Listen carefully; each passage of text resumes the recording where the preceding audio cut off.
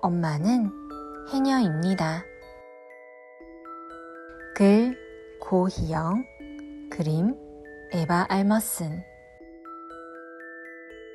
바람이 불면 바다는 잠에서 깨어납니다.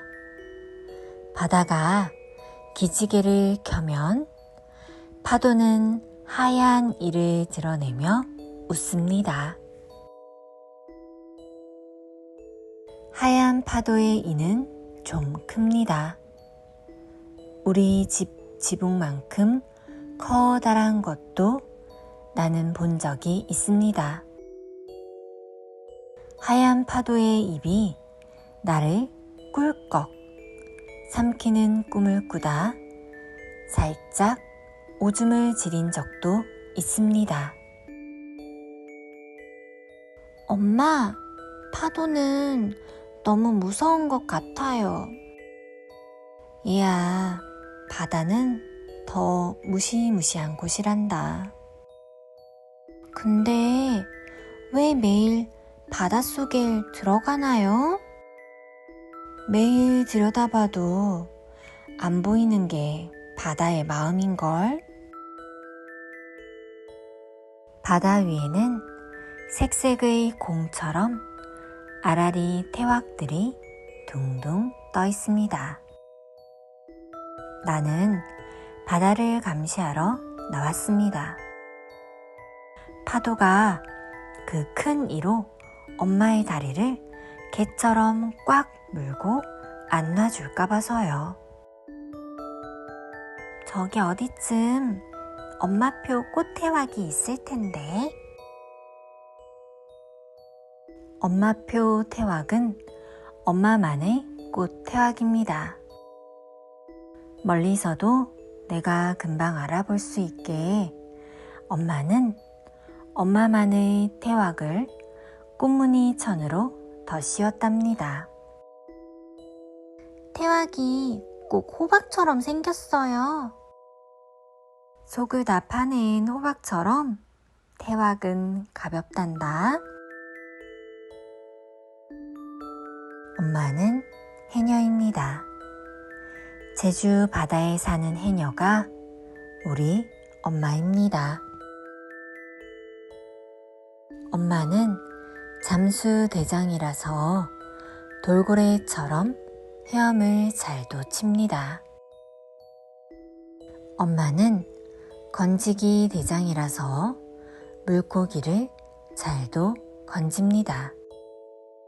엄마는 따기 대장이라서 전복을 잘도 땁니다.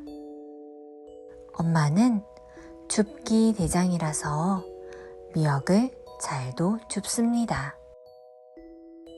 엄마는 잡기 대장이라서 문어를 잘도 잡습니다. 그런데 나는 이해가 안 되는 겁니다.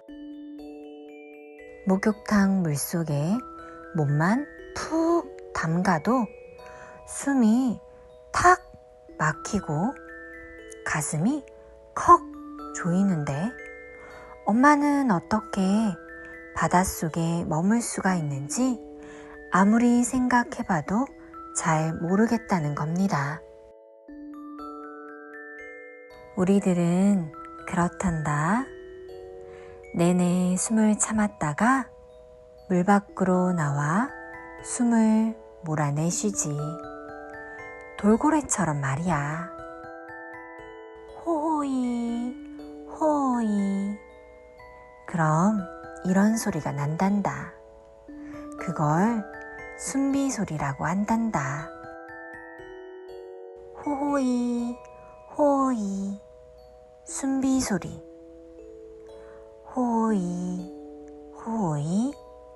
엄마가 살아있다는 소리. 저기 그물을 든 엄마가 걸어오고 있습니다.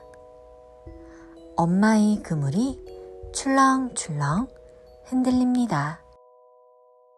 엄마 뒤로 그물을 든 할머니도 걸어오고 있습니다.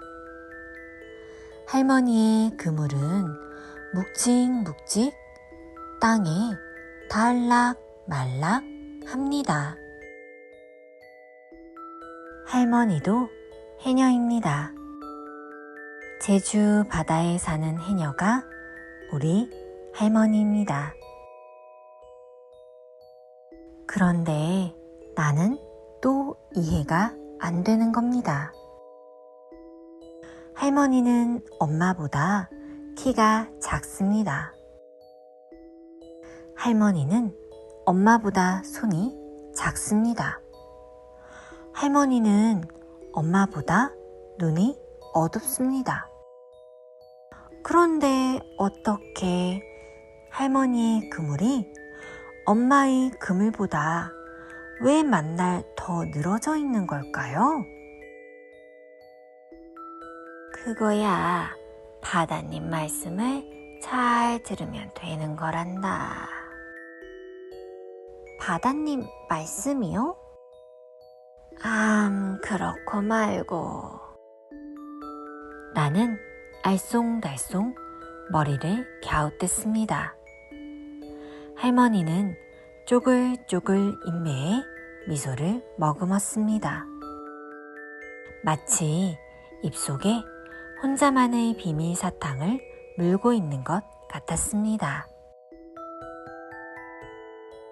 할머니는 지금까지 단 한 번도 바다를 떠난 적이 없다고 했습니다.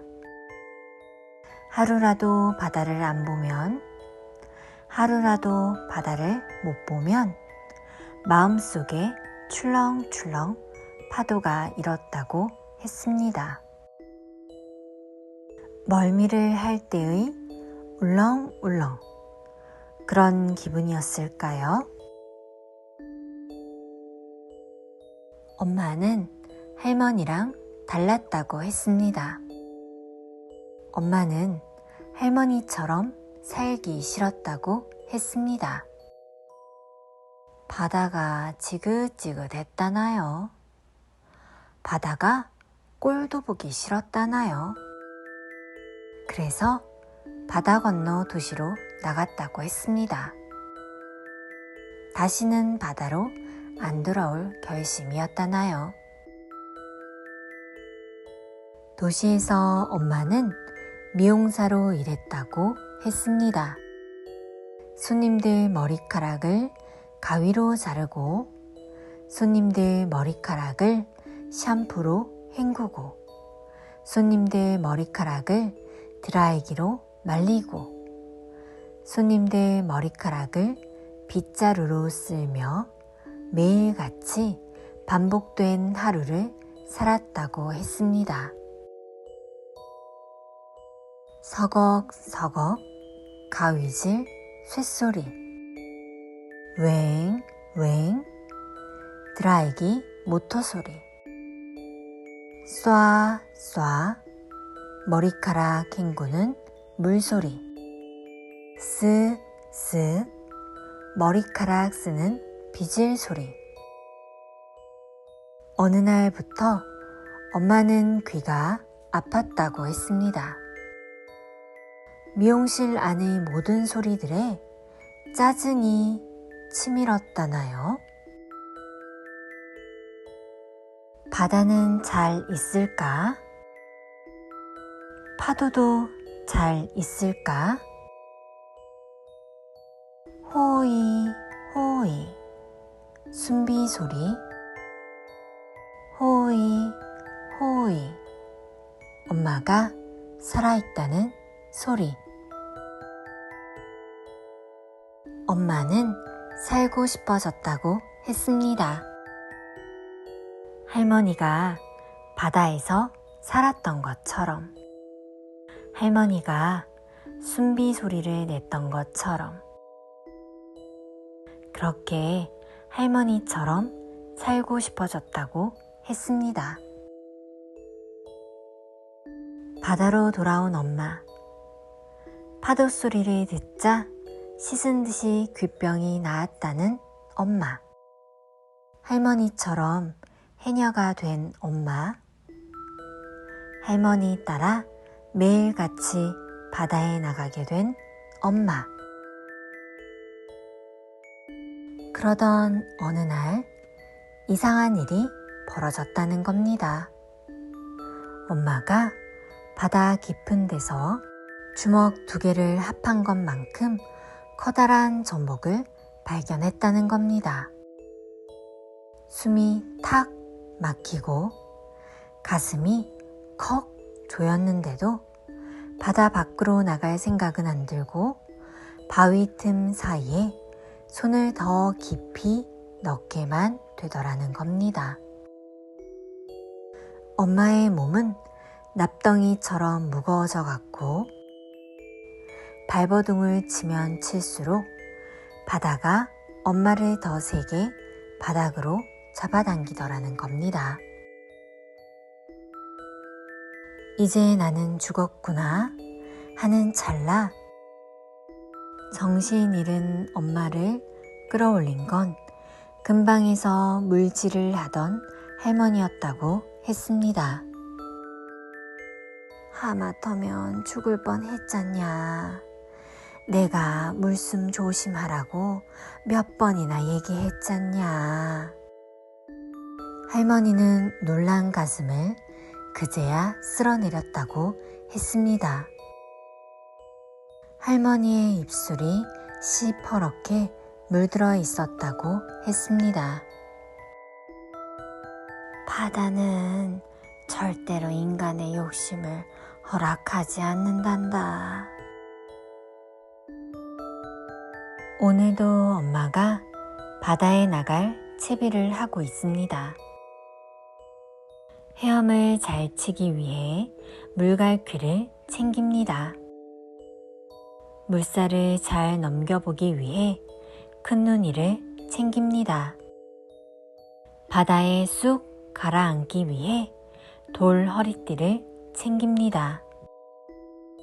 바위에 붙은 전복을 따기 위해 비창을 챙깁니다. 해산물을 담아두기 위해 태왁과 그물을 챙깁니다. 맞다. 공기통을 쓰면 되잖아요. 그게 편하고 안전한데 왜 안 쓰는 거예요?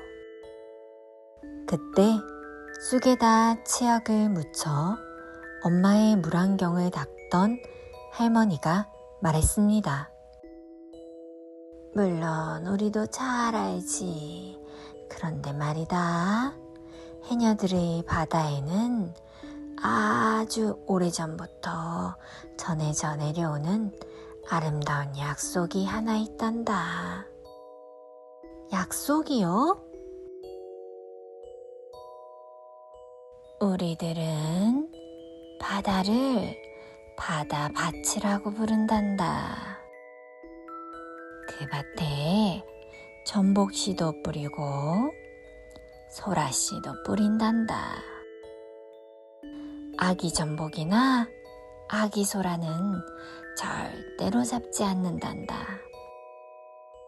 해산물을 먹어치우는 불가사리는 싹 다 치운단다. 바다밭을 처마다의 꽃밭처럼 아름답게 가꾼단다. 그 꽃밭에서 자기 수만큼 머물면서 바다가 주는 만큼만 가져오자는 것이 해녀들만의 약속이란다. 내일도 엄마는 바다로 나갈 것입니다. 내일도 할머니는 바다로 나갈 것입니다. 내일도 나는 바다로 나간 엄마와 할머니를 기다리고 또 기다릴 것입니다. 내일도 할머니는 잊지 않고 엄마에게 이렇게 말할 것입니다. 오늘 하루도 욕심내지 말고 딱 너의 손만큼만 있다 오거라.